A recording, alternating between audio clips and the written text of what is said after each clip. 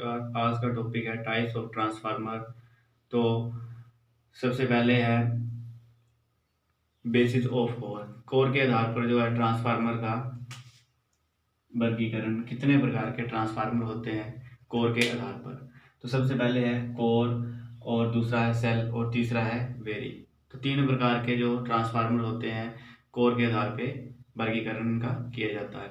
और दूसरा है टाइप्स ऑफ वोल्टेज। जो हमारे वोल्टेज के आधार पर ट्रांसफार्मर होते हैं वो कितने प्रकार के होते हैं। नंबर 1 स्टेप अप और नंबर 2 स्टेप डाउन ट्रांसफार्मर। तो जैसे कि आज तो हम यही सिर्फ दो ही टाइप्स के बारे में पढ़ेंगे। कल जो हम कूलिंग ऑफ ट्रांसफार्मर की कूलिंग के आधार पर ट्रांसफार्मर कितने प्रकार के होते हैं, तो इस टाइप के जो हम नेक्स्ट लेक्चर में करेंगे। आज के लिए हम दो ही टाइप्स के बारे में पढ़ते हैं। तो सबसे पहले है कोर टाइप ट्रांसफार्मर। ये कोर टाइप ट्रांसफार्मर आपको डायग्राम में दिख रहा है। यहाँ पे कोर टाइप ट्रांसफार्मर जो है इसकी पत्तियां जो होती हैं एल शेप में होती हैं, इस टाइप से एल शेप में, और इनको आपस में वार्निश के द्वारा इंसुलेट किया जाता है ताकि आयरन लॉस जो कम से कम हो। और फिर इन पत्तियों को दोनों को आपस में एक रिविट के द्वारा इनको पंच करके जोड़ा जाता है ताकि हमिंग नॉइज जो कम से कम हो।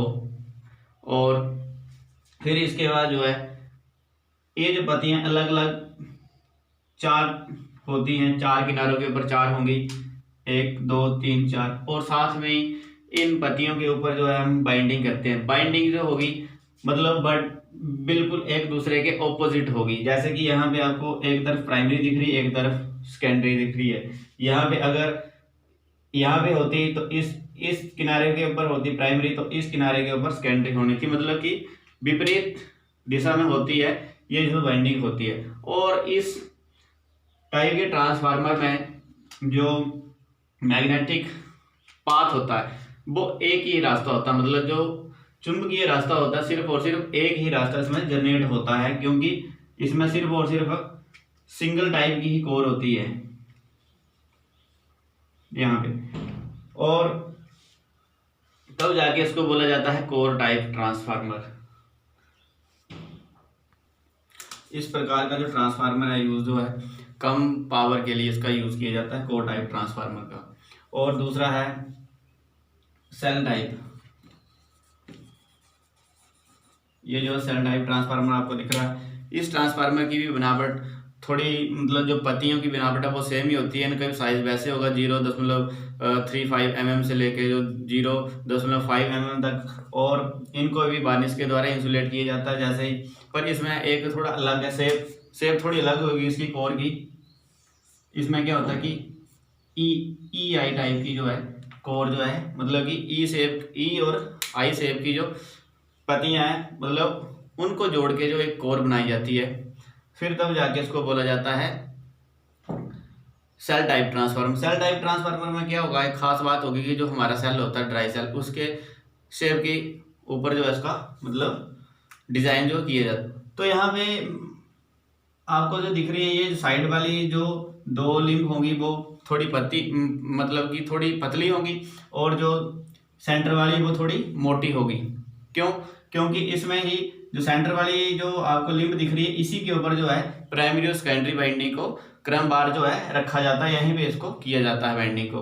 तो जैसे कि यहाँ पे प्राइमरी बाइंडिंग है और यहीं पे सेकेंडरी। जब सेल का जो आकार होता है, जो हमारा प्राइमरी सेल होता है एक ड्राई सेल, तो उसका आकार ऐसा होता है, यहाँ पे पॉजिटिव और यहीं पे नेगेटिव मिलता है। तो बोलने का मतलब क्या है, यहीं पे हमें फिर एक इनपुट दे रहे हैं और यहीं पे हमें आउटपुट मिल रही है एक ही लिंब के ऊपर। तो यहीं पे भी एक लिंब के ऊपर, जैसे कि यहीं पे भी वर्टिकली टाइप जो है सेल के आकार की तरह ही इस ट्रांसफार्मर का जो है शेप होती है। और इस ट्रांसफार्मर का जो यूज किया जाता है कम वोल्टेज और अधिक पावर के लिए इसका यूज करते हैं।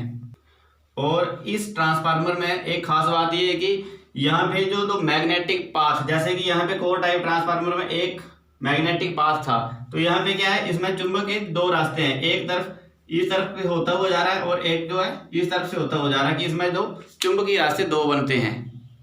और तीसरा है ये ऑटो अपना बैरी टाइप। तो इसे हम बैरी टाइप मतलब कि जो कम ज़्यादा कर सकते हैं, बैरियर लगा होता है इस टाइप के ट्रांसफार्मर में। और इस टाइप के ट्रांसफार्मर में एक प्रकार की वाइंडिंग होती है प्राइमरी और उसी से ही सेकेंडरी हम जो है आउटपुट लेते हैं। तो ये जो ट्रांसफार्मर है एक किस्म का छोटा ही ट्रांसफार्मर होता है, जैसे कि हम जनरली जो इसका यूज़ करते हैं अपना 0 से लेके 250 वोल्ट तक का। या फिर ये जो ट्रांसफार्मर है मतलब कि इसमें दोनों ट्रांसफार्मरों के जो गुण पाए जाते हैं, स्टेप अप और स्टेप डाउन दोनों के ही गुण पाए जाते हैं। दोनों का काम करता है कि वोल्टेज को कम भी कर देता है और ज़्यादा भी करता है। और इस टाइप का जो ट्रांसफार्मर है इसमें जो हम बाइंडिंग रखते हैं, बाइंडिंग यहाँ पे हमने रखी है, ये जो होती है बाइंडिंग थोड़ी वर्टिकली रखी जाती है। और इसमें बाइंडिंग जो तार होती है उसका थोड़ा एरिया जो है कम होता है। और जो एरिया मतलब जो इसकी जो कोर होती है आयताकार शेप में जो बनाई जाती है। और यहाँ पे कोर जो आपको दिख रही है, कोर की जो पत्तियां हैं ज़्यादा होने के कारण यहाँ पे क्या होता है, जब हम बेरियर के द्वारा इसको घुमाते हैं, यहाँ पे आपको बेरियर दिख रहा है, इसको हम घुमाएंगे तो क्या होगा, बेरियर जो है बाइंडिंग के चारों तरफ जो है घूमता है और क्या करता है, वोल्टेज को कलेक्ट करता रहता है, मतलब कि जितनी हमें वोल्टेज की जरूरत होती है।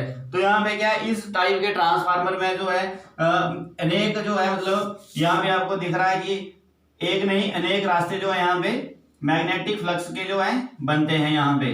तो जो अलग अलग टाइप के जो ट्रांसफार्मर जैसे कोर का तो इसमें एक रास्ता होता है चुंबकीय, और जो सेल टाइप है उसमें दो रास्ते होते हैं। और जो आपका ऑटो ट्रांसफार्मर है इसमें जो है एक नहीं अनेक रास्ते होते हैं, मतलब एक से अधिक रास्ते इसमें पाए जाते हैं। और बेसिस ऑफ वोल्टेज, वोल्टेज के आधार पर जो स्टेप अप मतलब कि जो वोल्टेज को ज्यादा करता है, जैसे कि फॉर एग्जांपल हम 220 वोल्ट को 440 में बदलते हैं, मतलब कि काम से हम ज्यादा करते हैं तो उसको बोलते हैं स्टेप अप। ये बाइंडिंग के आधार के ऊपर ही डिपेंड करता है, जैसे कि हम सेकेंडरी में कितनी बाइंडिंग डाल रहे हैं उस हिसाब से हमें जो है ये वोल्टेज जो है मिलती है। और जो स्टेप डाउन है, स्टेप डाउन ट्रांसफार्मर जैसे कि यहाँ पे 440 वोल्ट इसकी प्राइमरी और सेकेंडरी जो इसकी 220 वोल्ट की है, तो इसे हम बोलते हैं ये एक स्टेप डाउन की वोल्टेज को कम कर रहा है। तो इस आज के लिए तो इतने टॉपिक